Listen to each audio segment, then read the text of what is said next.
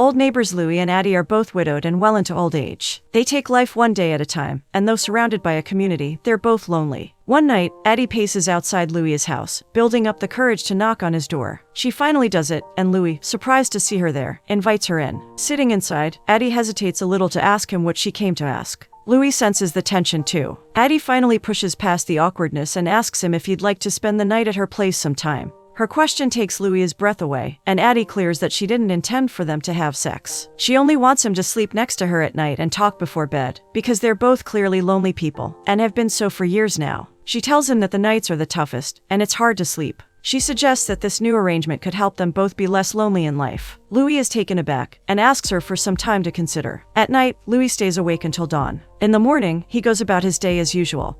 But Addie's words stick with him. Louie does feel lonely, and so that night he calls Addie to tell her he'd like to consider her offer. They plan to meet up the next day at 9 p.m. The next night, Louie packs an overnight bag and heads over to Addie's place. He knocks on the back door, wanting to avoid the neighbor's eyes, and Addie lets him in. While Addie pours them wine, Louie wonders how long the two of them have known each other, only to realize that they don't know each other very well. Addie suggests that they start doing that. But the conversation stalls and gets awkward. Later, Addie shows him around the house that she's lived in for 48 years. When it's time to sleep, Lois feels even more awkward about being in her room. But Addie gets him to relax, and they get into bed. Addie expects Louie to talk, but the man isn't much of a talker. Soon, they both fall fast asleep. The next morning, Louie leaves for home. He spends the day alone, going about it as usual. But as the night falls, the loneliness returns, and Louie shows up at Addie's door. Addie is surprised to see him, since she wasn't expecting him to return, but offers him a beer like he asked for the last time. Later, Louie asks her why she chose him for this deal. She tells him that he seemed like someone she could talk to, and he's far better than the other single men in the neighborhood.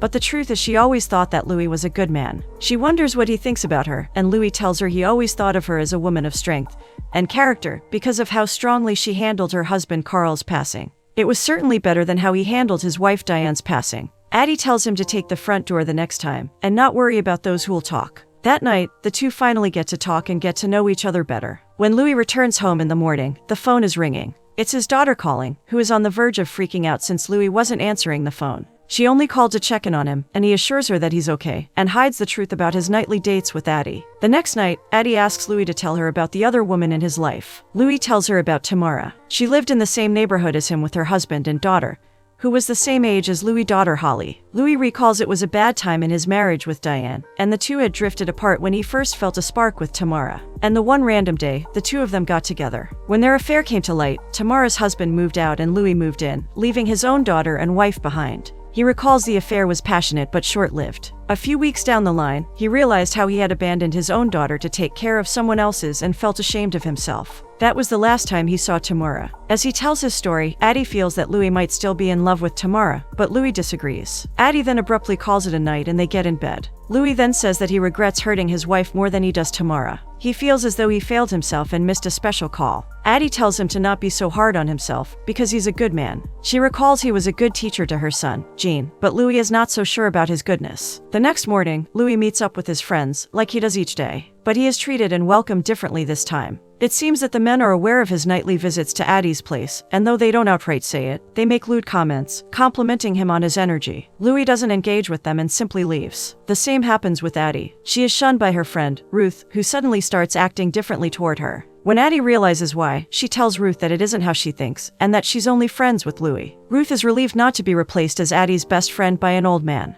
Though when Addie asks Ruth how she feels about Louie, Ruth tells her that he's a decent guy, but no saint. That night, Louie tells Addie all about his day, starting with the encounter he had with the men at the coffee shop. Addie laughs when she hears how they wanted to know the secret to Louie's energy. It clearly bothers Louie how people are misunderstanding them.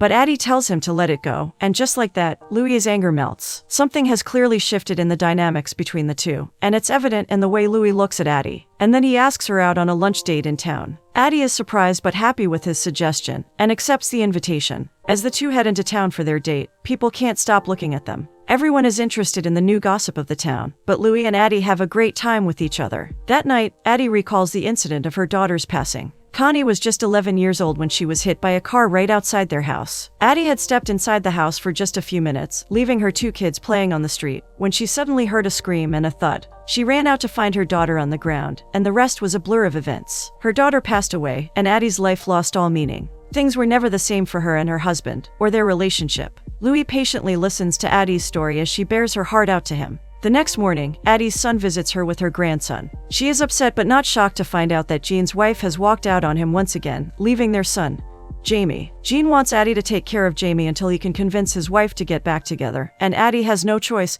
but to help him. At night, she tells Louis about this, and is skeptical of having him over to sleep with Jamie around. But the next day when Louis comes, Addie asks him to strike up a friendship with little Jamie. Louis tries his best to get the kid's attention while he's playing games on his phone. He manages to interest Jamie enough and brings him to the attic at his house. There, he gives Jamie an old train set that he bought for his daughter back in the day. It makes Jamie really happy, and he strikes an unlikely bond with the old man. He starts visiting him to play with the train set. Later, Louis walks him back home, and Jamie asks his Nana if he can have a sleepover with Louis. Addie hesitantly agrees. At night, Addie and Louis are about to sleep when they hear Jamie's scream. The kid has a nightmare and doesn't want to sleep alone. Addie, a little hesitantly, brings him to sleep in her bed, but stops Louis from leaving. The three of them share a bed, and Louis hums Jamie to sleep. As time passes, Louis spends more time with Jamie. He takes him to a local baseball game, and finds out that this is Jamie's first game ever. Louis realizes just how lonely the kid is, and suggests to Addie that they should get him a dog. It takes a little convincing, but when Louis offers to keep the dog at his place so that Addie doesn't need to deal with the barking, she caves in. They visit a shelter and Jamie gets a dog, who he names Bonnie. And then, with his puppy eyes, Jamie also manages to convince his Nana to let Bonnie stay with them. That night, Jamie sleeps peacefully in his room with Bonnie guarding him. Finally, Louis and Addie get some time to themselves, and Addie asks him more about his life. Louis tells her how he once thought he could be a painter someday. He had his plans all mapped out. He was supposed to go to Paris to study painting, and had even secured a recommendation for the visa, but then he met Diane and found that life had a different plan for him. An unfortunate incident occurs in Addie's life, when one day she loses her friend Ruth. To cheer her up, Louis and Jamie take her on a camping trip. The trio, along with Bonnie, have a fun time. Louis teaches Jamie to throw a ball, and they roast marshmallows in the bonfire. Jamie even left his phone at home because Louis advised him to, and Addie is happy about the influence Louis is having on her grandson. At night, during their usual late-night talks, Addie asks Louis why he's been so quiet all day. Louis tells her about Diane, and how they would come to this place all the time before she passed away. He talks about the last days with Diane, and Addie offers a friendly ear to him. Their bond strengthens more and more as they spend time with each other. The next day, they head back home and find Jean waiting. He doesn't seem too happy to find out about his mother's association with Louis. Everyone in the neighborhood knows about what Louis did to his family all those years ago. When Addie comes to Louis's defense, Jean expresses his distrust in the man, and doesn't want Jamie to be impacted by him. Addie also finds out that his wife hasn't returned home, and Jean's been fixing roofs for a living. She offers him money, but Jean refuses. He wants to take Jamie back home, not wanting to leave him with his Addie and Louis. He tells Jamie that they're leaving, but he insists he wants to stay with his Nana. Addie convinces the boy, and very soon Jamie leaves. It's just her and Louis once again. They both feel Jamie's absence. It is a void in Addie's home, and in their hearts. Louis suggests that they should get away for a few days to get their minds off things. He picks a fancy hotel in Denver, one he has always wanted to go to, and the next day they arrive. They check into the hotel, and spend the night dancing like they're young again. The chemistry between them is electric, and neither can deny that fact anymore. Dancing brings them closer, and that night, Addie and Louis finally take the next step in their unusual relationship, which has blossomed into something meaningful. When they return home, it's evident the two are in love. Everyone around the town knows about them, and they're no longer a topic of gossip. One night, Addie and Louis go out to dinner with Louis's daughter Holly. Holly is very accepting of their relationship. She tells them about her plans to travel to Europe with the money she has saved up. Louis wishes she'd find a nice guy to travel with her. He's always thought that he was the reason why none of Holly's relationships lasted long enough, but Holly assures him that that isn't the truth. She's taking responsibility for her actions, and she relieves Louis of that burden. The night ends on a happy note and Holly goes her way. As they walk back home, Addie realizes that they are no longer the big news in town.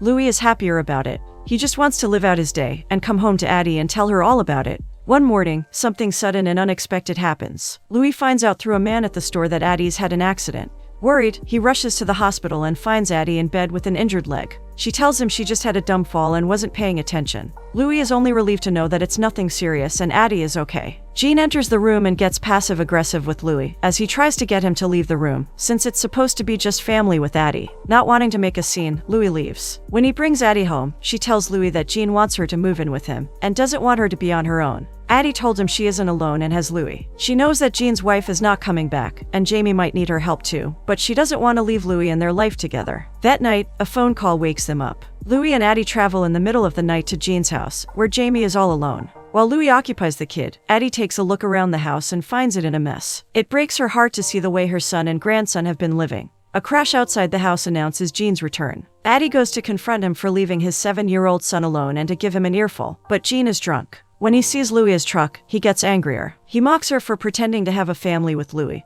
But instead of fighting him, Addie asks him to come inside and have some coffee. Jean scoffs at her concern and asks her to stop pretending like she cares about him, when she never did. Addie knows she wasn't the perfect mother after Connie's passing, but she tried her best. But it wasn't enough for Jean, since he doesn't think she tried at all. With a heavy heart, he recalls the night of that accident, and how after that night, Addie never looked at him for weeks. Addie is appalled to think he thought she blamed him for Connie's accident, and tells him it was never the case, but Jean knows it was. He asks her to stop denying it, and Addie has nothing but silence to offer to him. The entire way back home, Addie is consumed with restless thoughts. When they return, she requests Louis that she wants to sleep alone that night, and the man respects her choice without a fight. The next day, Addie visits Louis. She is clearly disturbed from last night's events, and her conversation with Jean has left her with guilt. Though Louis tells her that she can't let Jean's anger get to her, Addie wants to make up for lost time. She wants to do right by her son and grandson. Louis tells her there's nothing left for him in this town either, and he only wants to be wherever Addie is. But Addie can't take him with her, knowing how Jean feels about Louis. It breaks their hearts to accept that it is their last night with each other. Days pass by, and Addie falls into a rhythm in her new life with Jamie and Jean.